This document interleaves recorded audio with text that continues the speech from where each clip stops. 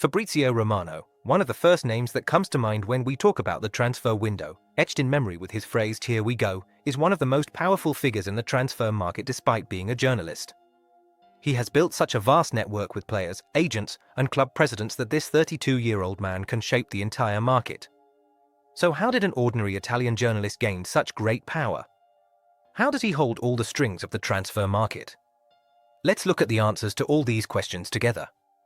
Before we get into the video, don't forget to take 2 seconds to subscribe to our channel and like the video, give it some hype for this kind of content, analysis, and stories.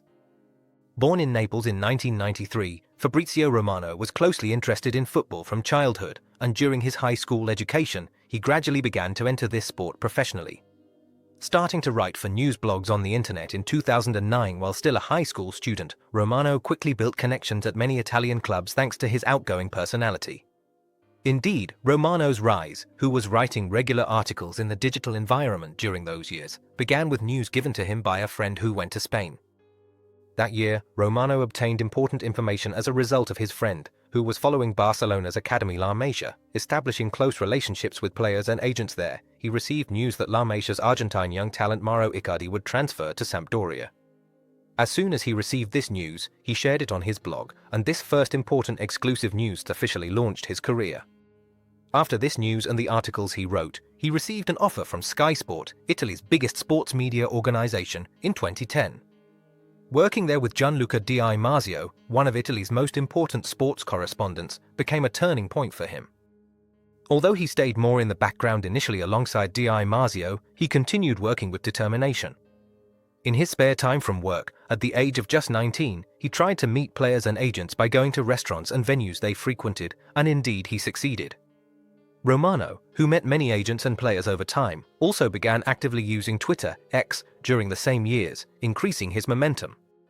In 2012, he received an offer from The Guardian, one of England's biggest newspapers. When 2013 arrived, he announced hours in advance that Mesut Ozil would transfer to Arsenal when no one had it on their agenda. However, all these developments were just the beginning for him. His real big rise began after 2015.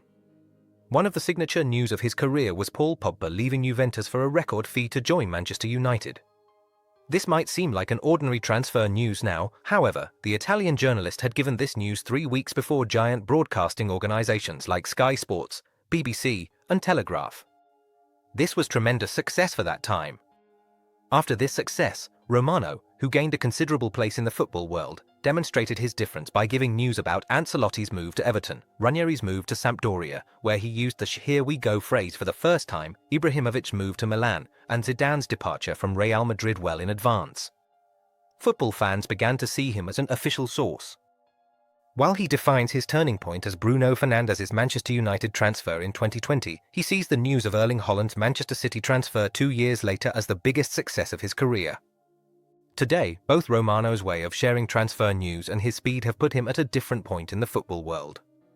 He currently has over 26 million followers on Twitter and over 41 million on Instagram. According to claims, he never shares news he's not 100% sure about and communicates directly with players.